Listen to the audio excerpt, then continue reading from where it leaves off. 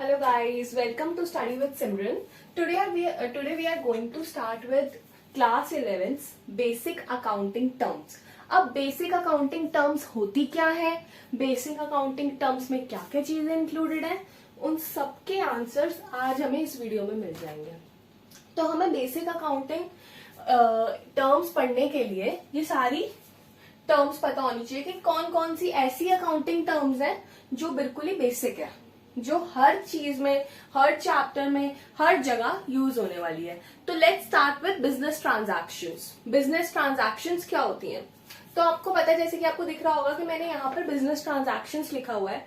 Business transactions are those transactions which are an economic transactions. Economic transactions as in sale हुआ, purchase हुआ, हमने कुछ खरीदा, हमने कुछ बेचा, जो बिजनेस में रेगुलरली चीजें, पैसे आ रहे हैं, पैसे जा रहे हैं, इनफ्लो आउटफ्लो, जो कैश का हो रहा है, जो पैसों का हो रहा है, मनी का हो रहा है, वो सब बिजनेस ट्रांजैक्शंस होती हैं जो regularly day to day business में यूज हो रही हैं.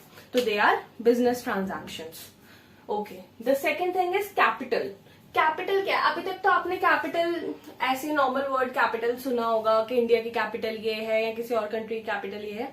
तो आज हम कैपिटल का रियल मीनिंग जानते हैं. अकाउंट्स में कैपिटल का रियल मीनिंग क्या होता है? तो अकाउंट्स में कैपिटल का रियल मीनिंग है money employed by the owner in business. वो पैसा जो ऑनर ने बिजनेस पे लगाया है. जो जब हम बिजनेस स्टार्ट करते हैं, हम कोई भी बिजनेस स्टार्ट करते हैं, अगर हम ऑनर हैं तो हमें कुछ ना कुछ पैसा अपने बिजनेस में लगाना पड़ता है. और जो पैसा हम बिजनेस में स्टार्टिंग में लगाते हैं उसको हम कैपिटल कहते हैं. तो आई होप आपको कैपिटल क्लियर हो गया होगा. अब हम अपनी next term, third term, event पे चलते हैं. इवेंट क्या होता है? अब आपको पता है कि हम रोज एक बिजनेस ट्रांजैक्शन करते हैं. जब हम रेगुलरली कोई ना कोई बिजनेस ट्रांजैक्शन कर रहे हैं तो उसका क्या प्रभाव पड़ा है हमारे बिजनेस पे इज नोन एज इवेंट. अब होता क्या है, इवेंट को आप ऐसे कह सकते हो कि प्रॉफिट हुआ या लॉस हुआ. फॉर एग्जाम्पल, आप किसी भी चीज का बिजनेस कर रहे हो. आपने कोई अपना फॉर एग्जाम्पल अ बॉटल, आपने एक बॉटल सेल करी 15 रुपीज की, लेकिन उसकी मैन्युफैक्चरिंग कॉस्ट थी 10 रुपीज. उसके ऊपर जो कॉस्ट लगा था सारा वो 10 रुपए था. तो जो आपको 5 रुपीज का प्रॉफिट हुआ, ऑब्वियसली जब आपकी मैन्युफैक्चरिंग कॉस्ट 10 है और आपको प्रॉफिट हो रहा है यहाँ पे 5 का, बिकॉज आपने सेलिंग प्राइस, जो आपने जिस अमाउंट में वो चीज बेची है वो 15 है. तो 5 रुपीज का जो प्रॉफिट हुआ है वो एक इवेंट है. और वो हम उस चीज को इवेंट कहते हैं कि हमारी ट्रांजैक्शन का क्या फर्क पड़ा है बिजनेस पे. अकाउंट्स, आपको पता है बिजनेस ट्रांजैक्शंस होती हैं. बिजनेस ट्रांजैक्शंस को हम रिकॉर्ड करते हैं, और जब हम बिजनेस ट्रांजैक्शंस को रिकॉर्ड करते हैं, जिसमें हम रिकॉर्ड करते हैं उसको हम अकाउंट कहते हैं. अकाउंट कुछ ऐसे बनता है, यहाँ पे डेबिट, यहाँ पर क्रेडिट. और कोई भी अकाउंट ले लो, जैसे कि लैंड अकाउंट. तो अकाउंट ऐसे बनता है. एक साइड आएगा हमारा इनफ्लो ऑफ मनी और एक साइड आएगा हमारा आउटफ्लो ऑफ मनी. ये सब चीजें आप आगे जाके बहुत ही डिटेल में पढ़ने वाले हो. अब हमारी फिफ्थ टर्म है लायबिलिटी. लायबिलिटी क्या होती है? चलो लेट्स टेक एन एग्जांपल. आपको बिजनेस स्टार्ट करना है. आपने उस बिजनेस को स्टार्ट करने के लिए आपने एक एस्टिमेट बिठाया कि मेरा वो एस्टिमेशन खर्चा कोई 12 लाख रुपए है, 12 लाख है. तो अब आपने देखा कि उन 12 लाख में से यू हैव 7 लाख. अब रिमेनिंग बचा 5 लाख. अब उस 5 लाख को आप कैसे अरेंज करोगे? You went to a bank या you went to a financial institute, वहां से आपने लोन लिया. आपने लोन ले लिया 5 लाख का. अब आपको पता है कि वो 5 लाख आपको पे करने हैं. आप ओ कर रहे हो 5 lakh, right?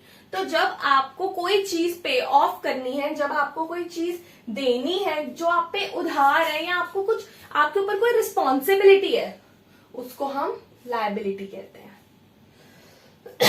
Let's move to assets. कि अब एसेट्स क्या होती है?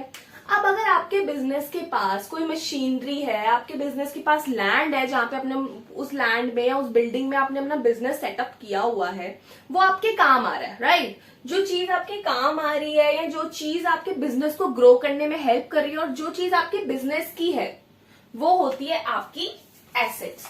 Like building we own for doing a business. आप अपना कहीं आपने एक बिल्डिंग ली हुई है जिसमें आपने storehouse, warehouse, proper पूरी शॉप जो भी आप बेच रहे हो वो आपने बनाई हुई है उस बिल्डिंग में, वो बिल्डिंग हमारी एसेट होगी because your business on it. Revenue का एग्जाम्पल लेते हैं। फॉर एग्जाम्पल आपको मैंने बोला था कि आपने बॉटल्स सेल करी, आपने 3 बॉटल सेल करी, 15 की एक है और आपने 3 सेल करी, वो 45 की आपको बिकी। तो ये जो 45 आपके पास अमाउंट आ रहा है that is known as revenue. तो रेवेन्यू क्या होता है? रेवेन्यू में हम कोई कॉस्ट नहीं जोड़ते, कुछ नहीं जोड़ते, जितना पैसा हमारे पास आया दैट इज रेवेन्यू। कोई चीज आपकी, कोई गुड्स एंड सर्विस सोल्ड करके। एक्सपेंस, अब आपको एक्सपेंस तो पता ही होगा सबको कि एक्सपेंस क्या होता है। एक्सपेंस का मतलब होता है खर्चा, जो हम खर्चा कर रहे हैं। अगर अब इस बॉटल को बनाने में जो भी चीज लग रही है, जो भी प्रोडक्ट्स लग रहे हैं, उसमें खर्चा बैठा होगा, आपने लोगों को वेजेस दी होंगी जो आपको ये बनाने में हेल्प कर रहे हैं, राइट? तो वो सारी चीजें आपकी एक्सपेंसेस होती हैं। अब इनकम क्या है?